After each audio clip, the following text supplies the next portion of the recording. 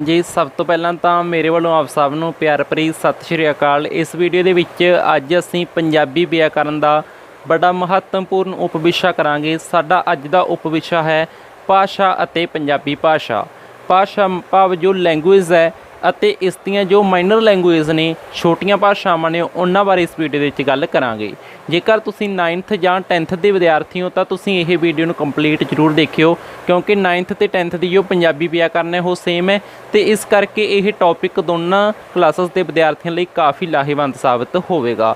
हाँ जी, स्टार्ट करते हैं। सब तो पहलां तो पाठ के अनुसार असीं इस सीरीज़ दे विच गल करांगे।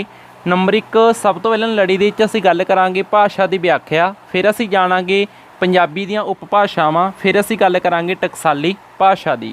तो इस तरीके नाल अज असीं एक पैटर्न दे विच गल करांगे। हाँ जी, सब तो पहले असीं स्टार्ट करते हैं कि भाषा की व्याख्या।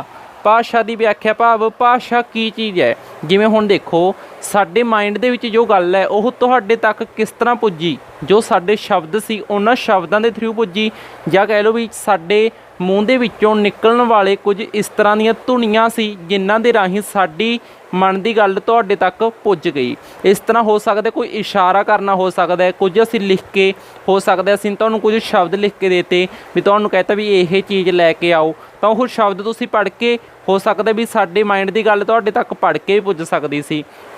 इस तरह एक इंसान दे एक मनुख दे गल दूसरे तक पुजदी है, उस संचार नूं असीं की आखदे हां, भाषा आखदे हां।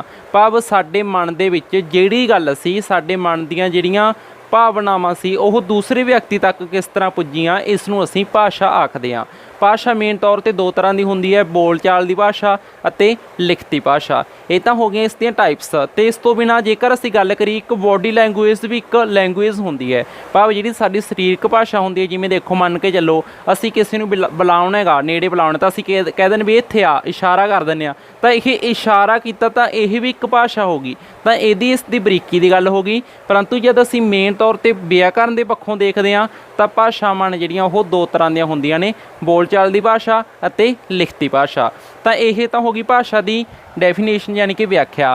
तो साडा जो भारत का संविधान है या भारत कह लो साडा देश है, उस दे विच 22 भाषावां नूं मानता प्राप्त है। यह 22 भाषावां किहड़ियां-किहड़ियां ने, इन्हां दी लिस्ट तुहानूं स्क्रीन दे उत्ते नज़र आ रही है। प्लीज़ तुसीं जेकर नोट करना है तो नोट भी कर सकते हो। इन्हां 22 भाषावां नूं मानता प्राप्त है साडे देश विच। ते एक इंटरस्टिंग फैक्ट होर भी है कि जिस नूं इंग्लिश नूं असीं ने पहाड़ बना रखे भी इंग्लिश इंग्लिश इंग्लिश पता नहीं की चीज़ है, उस भाषा नूं साडे संविधान दे विच मानता प्राप्त भी नहीं हैगी।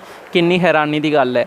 तो हुण तुहाडे माइंड दे विच शायद डाउट ना आ जाए बच्चों कि तुसीं सोचोगे भी इंग्लिश सानूं सीखण दी लोड़ नहीं। इंग्लिश सीखण दी लोड़ पता क्यों है?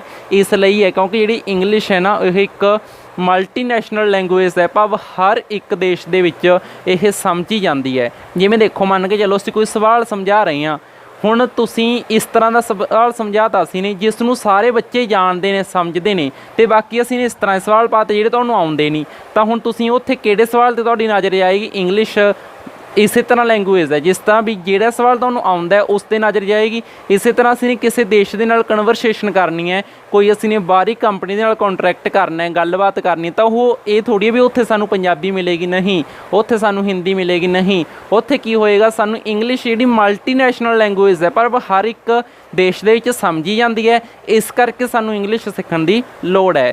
तो एक असीं लास्ट दे विच इंटरस्टिंग फैक्ट भी साझा करांगे, पंजाबी अपनी लैंगुएज के नाल ही रिलेटेड हैगा। तो उस तो बाद असीं गल करते हैं भाषा की व्याख्या की। तो गल होगी साडे संविधान दे विच 22 भाषावां नूं मानता प्राप्त है, ये भी तुसीं याद रखियो। उस तो बाद जो नैक्सट पॉइंट है जी भाषा पंजाबी दीयां उपभाषावां। उपभाषा का भाव हुंदा है कि एक भाषा पूरे खेतर विच बोली जाती, जिवें साडा पंजाब है, पंजाब दे विच पंजाबी बोली जाती है, तो उस दियां अगे भिन्नतावां भी आ जांदियां। जिवें देखो अमृतसर साइड दे लै लईए असीं, उस जिले के लोग ने जिहड़े उस एरिए के लोग ने वो अलग तरह की भाषा बोलते हैं। जेकर असीं बठिंडे की गल करिए, मानसा की गल करिए तो उस उत्थों के लोग अलग भाषा बोलते हैं। जेकर असीं मोहाली की गल करिए उत्थे दे जिहड़े लोग ने वो अलग भाषा बोलते हैं। भाषा उन्हां दी पंजाबी है, परंतु फिर भी कुछ अलग है, फिर भी कुछ भिन्नता है। भिन्नता का भाव हुंदा भी अलग डिफरेंस है। तो इस डिफरेंस नूं ही असीं की आखदे हां? उपभाषा आखदे हां। तो पंजाबी दीयां उपभाषावां मेन तौर पर यह ने। नंबर 1 गल करदे हां असीं माझी। ਉਸ ਤੋਂ ਬਾਅਦ ਹੈ ਦੁਆਬੀ, ਮਲਵਈ, ਪੁਆਧੀ, ਮੁਲਤਾਨੀ, ਡੋਗਰੀ ਅਤੇ ਪੋਠੋਹਾਰੀ। ਮੇਨ ਤੌਰ 'ਤੇ ਇਹ ਪੰਜਾਬੀ ਦੀਆਂ ਉਪਭਾਸ਼ਾਵਾਂ ਨੇ। ਇਹ ਪੰਜਾਬੀ ਦੀਆਂ ਉਪਭਾਸ਼ਾਵਾਂ ਤਾਂ ਹੋ ਗਈਆਂ, ਪਰੰਤੂ ਜੇਕਰ ਅਸੀਂ ਸਾਡੇ ਹੁਣ ਵਾਲੇ ਪੰਜਾਬ ਦੀ ਗੱਲ ਕਰੀਏ ਤਾਂ ਸਾਡਾ ਪੰਜਾਬ ਮੇਨ ਤੌਰ 'ਤੇ 3 ਭਾਗਾਂ ਦੇ ਵਿੱਚ ਵੰਡਿਆ ਹੋਇਆ ਹੈ। ਇਹ 3 ਭਾਗ ਕਿਹੜੇ ਕਿਹੜੇ ਨੇ? ਮਾਝਾ ਖੇਤਰ ਹੋ ਗਿਆ, ਮਾਲਵਾ ਖੇਤਰ ਹੋ ਗਿਆ ਅਤੇ ਇੱਕ ਦੁਆਬਾ ਖੇਤਰ ਹੋ ਗਿਆ। ਇਹ ਜਿਹੜੇ 3 ਖੇਤਰ ਨੇ ਤਾਂ ਇਹਨਾਂ ਦੀਆਂ 3 ਭਾਸ਼ਾਵਾਂ ਤਾਂ ਸਾਡੇ ਹੁਣ ਵਾਲੇ ਪੰਜਾਬ ਦੇ ਵਿੱਚ ਵੀ ਅਪਲਾਈ ਹੁੰਦੀਆਂ ਨੇ। ਤਾਂ ਹੁਣ ਵਾਲੇ ਪੰਜਾਬ ਦੇ ਵਿੱਚ ਮੇਨ ਤੌਰ 'ਤੇ ਇਹ 3 ਅਤੇ ਇਹ ਹਾਫਕ ਏਰੀਏ ਦੇ ਵਿੱਚ ਇਹ ਵੀ ਆ ਜਾਂਦੀ ਹੈ, ਠੀਕ ਹੈ ਜੀ। ਅਤੇ ਜਿਹੜੀਆਂ ਇਹ 3 ਇਹ ਰਹਿ ਗਈਆਂ 3 ਜਿਵੇਂ ਮੁਲਤਾਨੀ, ਡੋਗਰੀ ਅਤੇ ਪੋਠੋਹਾਰੀ, ਇਹ ਉਪਭਾਸ਼ਾਵਾਂ ਨੇ ਜਿਹੜੀਆਂ ਪਾਕਿਸਤਾਨ ਵਾਲੇ ਪੰਜਾਬ ਦੇ ਵਿੱਚ ਬੋਲੀਆਂ ਜਾਂਦੀਆਂ ਨੇ। ਦੇਖੋ ਅਸੀਂ ਗੱਲ ਕਾਹਦੀ ਕਰ ਰਹੇ ਹਾਂ? ਪੰਜਾਬੀ ਦੀਆਂ ਉਪਭਾਸ਼ਾਵਾਂ। ਪੰਜਾਬੀ ਤਾਂ ਪਾਕਿਸਤਾਨ 'ਚ ਵੀ ਬੋਲੀ ਜਾਂਦੀ ਹੈ, ਪੰਜਾਬੀ ਸਾਡੇ ਵਾਲੇ ਪੰਜਾਬ ਵਿੱਚ ਵੀ ਬੋਲੀ ਜਾਂਦੀ ਹੈ। ਤਾਂ ਇਸ ਤਰ੍ਹਾਂ ਉਪਭਾਸ਼ਾਵਾਂ ਨੇ ਜਿਹੜੀਆਂ ਉਹ ਅਲੱਗ-ਅਲੱਗ ਹੋ ਜਾਂਦੀਆਂ ਨੇ। ਜੇਕਰ ਗੱਲ ਕਰਨੀ ਅਸੀਂ ਨੇ ਵੀ ਪੰਜਾਬੀ ਦੀਆਂ ਉਪਭਾਸ਼ਾਵਾਂ ਦੀ ਤਾਂ ਇਹ ਸਾਰੀਆਂ ਉਪਭਾਸ਼ਾਵਾਂ ਦੀ ਗੱਲ ਕਰਾਂਗੇ। ਜੇਕਰ ਅਸੀਂ ਹੁਣ ਵਾਲੇ ਅਜੋਕੇ ਪੰਜਾਬ ਦੀ ਗੱਲ ਕਰਦੇ ਹਾਂ ਤਾਂ ਅਜੋਕੇ ਪੰਜਾਬ ਦੇ ਵਿੱਚ ਜਿਵੇਂ ਦੇਖੋ ਅਸੀਂ ਗੱਲ ਕਰ ਲਈਏ ਮੁਲਤਾਨੀ ਦੀ। ਹੁਣ ਮੁਲਤਾਨ ਇੱਕ ਸ਼ਹਿਰ ਦਾ ਨਾਂ ਹੈ। ਮੁਲਤਾਨ ਸ਼ਹਿਰ ਜਿਹੜਾ ਉਹ ਪਾਕਿਸਤਾਨ ਦੇ ਵਿੱਚ ਹੈ, ਇਸ ਕਰਕੇ ਉੱਥੋਂ ਦੀ ਲੈਂਗੁਏਜ ਉੱਥੇ ਹੀ ਰਹਿ ਗਈ, ਠੀਕ ਹੈ ਜੀ। ਉਹ ਸਾਡੇ ਤਾਂ ਨਹੀਂ ਬੋਲਦੇ। ਹੁਣ ਮੰਨ ਕੇ ਚੱਲੋ ਅਸੀਂ ਕੈਨੇਡਾ ਦੀ ਲੈਂਗੁਏਜ ਆਪਣੇ ਪੰਜਾਬ 'ਚ ਤਾਂ ਨਹੀਂ ਬੋਲੀ ਜਾਏਗੀ, ਉੱਥੇ ਦੀ ਲੈਂਗੁਏਜ ਉੱਥੇ ਹੀ ਬੋਲੀ ਜਾਏਗੀ ਨਾ। ਇਸ ਲਈ ਅਸੀਂ ਕੀ ਕਹਿ ਸਕਦੇ ਹਾਂ ਵੀ ਇਹ ਉਪਭਾਸ਼ਾਵਾਂ ਨੇ ਜਿਹੜੀਆਂ ਉਹ ਪਾਕਿਸਤਾਨ ਦੀਆਂ ਨੇ, ਇਹ ਸਾਡੇ ਹੁਣ ਵਾਲੇ ਪੰਜਾਬ ਦੀਆਂ ਨੇ। ਪੁਆਧੀ ਹੈ ਜਿਹੜੀ ਇਹ ਜੇ ਮੋਹਾਲੀ ਏਰੀਆ ਹੋ ਗਿਆ ਉਸ ਦੇ ਵਿੱਚ ਬੋਲੀ ਜਾਂਦੀ ਹੈ, ਇਸ ਕਰਕੇ ਇਹ ਵੀ ਹਾਫਕ ਸਾਡੇ ਵਿੱਚ ਹੀ ਆਉਂਦੀ ਹੈ। ਤੁਹਾਨੂੰ ਸਕਰੀਨ ਦੇ ਉੱਤੇ ਨਜ਼ਰ ਆ ਰਿਹਾ ਹੋਵੇਗਾ ਇੱਕ ਪੋਸਟਰ ਜਿਹਦੇ ਵਿੱਚ ਮਾਝੀ, ਦੁਆਬੀ, ਮਲਵਈ, ਮੁਲਤਾਨੀ, ਡੋਗਰੀ, ਪੋਠੋਹਾਰੀ ਇਹ ਸਾਰੀਆਂ ਲੈਂਗੁਏਜ ਦੇ ਜਿਹੜੀਆਂ ਉਪਭਾਸ਼ਾਵਾਂ ਨੇ ਇਹਨਾਂ ਦੇ ਜੋ ਏਰੀਏ ਨੇ ਕਿ ਜਿਵੇਂ ਮਾਝੀ ਜੋ ਉਪਭਾਸ਼ਾ ਉਹ ਕਿਸ ਖੇਤਰ ਦੇ ਵਿੱਚ ਬੋਲੀ ਜਾਂਦੀ ਹੈ, ਕਿਸ ਸ਼ਹਿਰ ਦੇ ਵਿੱਚ ਬੋਲੀ ਜਾਂਦੀ ਹੈ। ਇਸੇ ਤਰ੍ਹਾਂ ਦੁਆਬੀ ਕਿਸ ਖੇਤਰ ਦੇ ਵਿੱਚ ਬੋਲੀ ਜਾਂਦੀ ਹੈ, ਮਲਵਈ ਕਿਸ ਖੇਤਰ ਦੇ ਵਿੱਚ ਬੋਲੀ ਜਾਂਦੀ ਹੈ। ਤੁਹਾਨੂੰ ਜਿਹੜੇ ਇਹ ਪੋਸਟਰ ਸਕਰੀਨ ਦੇ ਉੱਤੇ ਨਜ਼ਰ ਆ ਰਹੇ ਨੇ ਪਲੀਜ਼ ਤੁਸੀਂ ਇਹਨਾਂ ਨੂੰ ਵੀ ਨੋਟ ਕਰ ਸਕਦੇ ਹੋ। ਅਤੇ ਉਸ ਤੋਂ ਬਾਅਦ ਇੱਕ ਇੰਪੋਰਟੈਂਟ ਗੱਲ ਅਸੀਂ ਹੋਰ ਕਰਦੇ ਹਾਂ ਕਿ ਜਿਹੜਾ ਸਾਡਾ ਏਰੀਆ ਹੈ, ਸਾਡਾ ਜੋ ਡਿਸਟ੍ਰਿਕਟ ਹੈ, ਲਗਭਗ ਜੋ ਤੁਸੀਂ ਵੀਡੀਓ ਦੇਖ ਰਹੇ ਹੋ ਮਾਨਸਾ ਡਿਸਟ੍ਰਿਕਟ ਦੇ ਹੀ ਹੋਣੇ, ਜੋ ਸਾਡਾ ਡਿਸਟ੍ਰਿਕਟ ਹੈ ਮਾਨਸਾ, ਇਸ ਦੇ ਇਹ ਜਿਹੜਾ ਖੇਤਰ ਹੈ ਮਾਨਸਾ ਦਾ ਖੇਤਰ ਇਹ ਮਾਲਵੇ ਦੇ ਵਿੱਚ ਆਉਂਦਾ ਹੈ। ਮਾਲਵੇ ਦੇ ਵਿੱਚ ਆਉਣ ਕਰਕੇ ਅਸੀਂ ਮਲਵਈ ਬੋਲਦੇ ਹਾਂ, ਪਰੰਤੂ ਸਾਡਾ ਜਿਹੜਾ ਨਾਲ ਕਹਿ ਲਓ ਜੋ ਗੁਆਂਢੀ ਰਾਜ ਹੋ ਗਿਆ ਹਰਿਆਣਾ ਲੱਗਣ ਕਰਕੇ ਸਾਡੀ ਲੈਂਗੁਏਜ ਦੇ ਵਿੱਚ ਕੁਝ ਹਰਿਆਣੇ ਦੇ ਸ਼ਬਦ ਵੀ ਆ ਰਹੇ ਨੇ, ਭਾਵ ਜੋ ਹਿੰਦੀ ਦੇ ਸ਼ਬਦ ਨੇ ਉਹ ਵੀ ਆ ਰਹੇ ਨੇ। ਜਿਵੇਂ ਅਸੀਂ ਕਹਿ ਦਿੰਦੇ ਵੀ ਇਹ ਕਿਸ, ਕੀ, ਦੀ ਨੂੰ ਅਸੀਂ ਕੀ ਕਹਿੰਦੇ ਹਾਂ ਕੀ, ਦਾ ਨੂੰ ਅਸੀਂ ਕੀ ਕਹਿੰਦੇ ਹਾਂ ਕਾ। ਇਸ ਤਰ੍ਹਾਂ ਦੇ ਕੁਝ ਸ਼ਬਦ ਨੇ ਜਿਹੜੇ ਉਹ ਹਰਿਆਣੇ ਦੇ ਵੀ ਮਿਕਸ ਹੋ ਕੇ ਆ ਰਹੇ ਨੇ, ਠੀਕ ਹੈ ਜੀ। ਇਹ ਅਲੱਗ-ਅਲੱਗ ਭਿੰਨਤਾਵਾਂ ਹੁੰਦੀਆਂ ਨੇ ਉਪਭਾਸ਼ਾਵਾਂ ਦੀਆਂ। ਅਤੇ ਉਸ ਤੋਂ ਬਾਅਦ ਅਸੀਂ ਗੱਲ ਕਰਦੇ ਹਾਂ ਟਕਸਾਲੀ ਭਾਸ਼ਾ ਦੀ।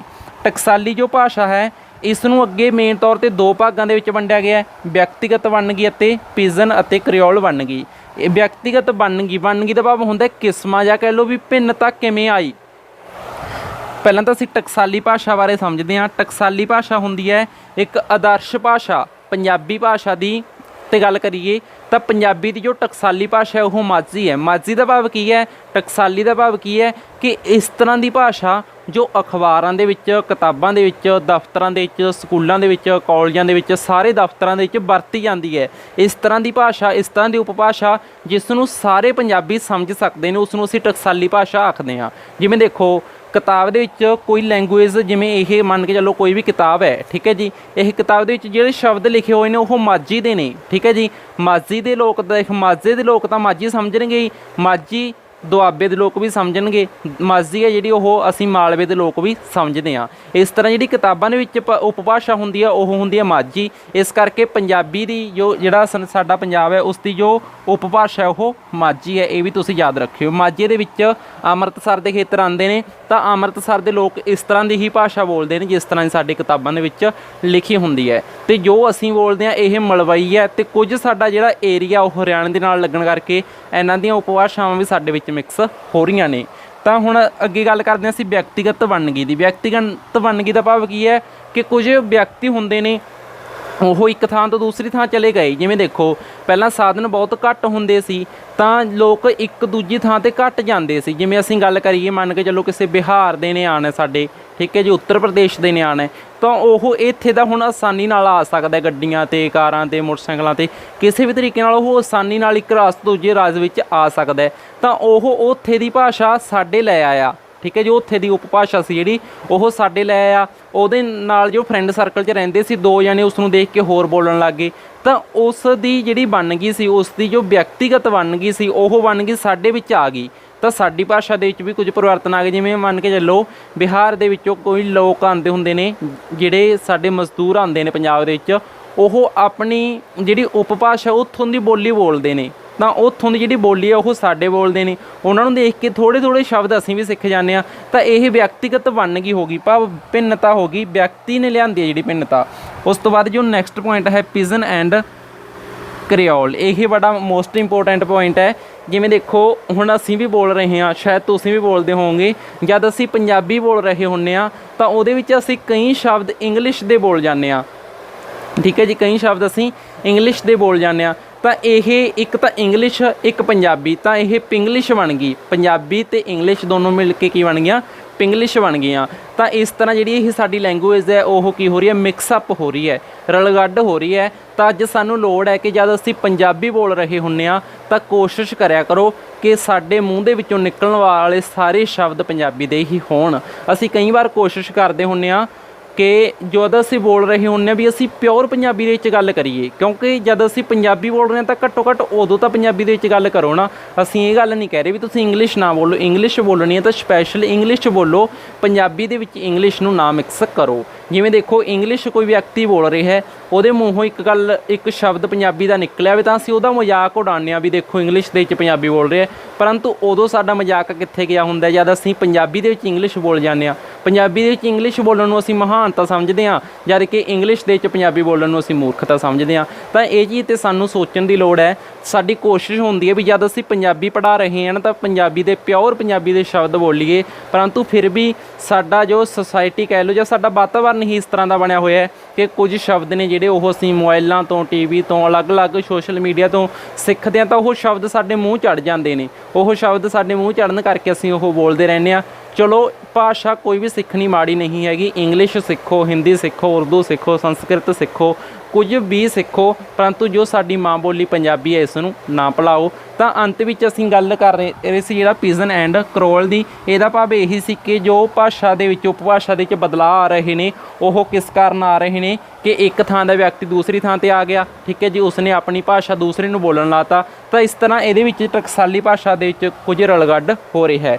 ਪਿਜਨ ਅਤੇ ਕ੍ਰਿਓਲ ਦਾ ਭਾਵ ਇਹ ਸੀ ਕਿ ਅਸੀਂ ਪੰਜਾਬੀ ਨੂੰ ਅਤੇ ਇੰਗਲਿਸ਼ ਨੂੰ ਮਿਲਾ ਕੇ ਬੋਲਦੇ ਹਾਂ ਤਾਂ ਇਹ ਪਿੰਗਲਿਸ਼ ਬਣ ਗਈ। ਭਾਵ ਕਈ ਵਾਰ ਅਸੀਂ ਕੰਮ ਸਾਰੂ ਜਾਂ ਕੰਮ ਕਰਦੇ ਹਾਂ, ਅਸੀਂ ਕਹਿ ਦਿੰਦੇ ਵੀ ਕੰਮ ਸਰ ਜੂਗਾ। ਜਿਵੇਂ ਅਸੀਂ ਪਾਣੀ ਨੂੰ ਵਾਟਰ ਕਹਿਣਾ ਸ਼ੁਰੂ ਕਰਤਾ, ਠੀਕ ਹੈ ਜੀ, ਤਾਂ ਉੱਥੇ ਵਾਟਰ ਕਹਿਣਾ ਸ਼ੁਰੂ ਕਰਤਾ ਤਾਂ ਕਈ ਵਾਰ ਸਾਡਾ ਕੰਮ ਚੱਲਣ ਲੱਗ ਗਿਆ, ਵੀ ਸਾਹਮਣੇ ਵਾਲੇ ਨੂੰ ਵੀ ਸਮਝ ਆਉਣ ਲੱਗ ਗਿਆ ਵੀ ਵਾਟਰ ਕੀ ਹੁੰਦਾ, ਪਾਣੀ ਹੁੰਦਾ।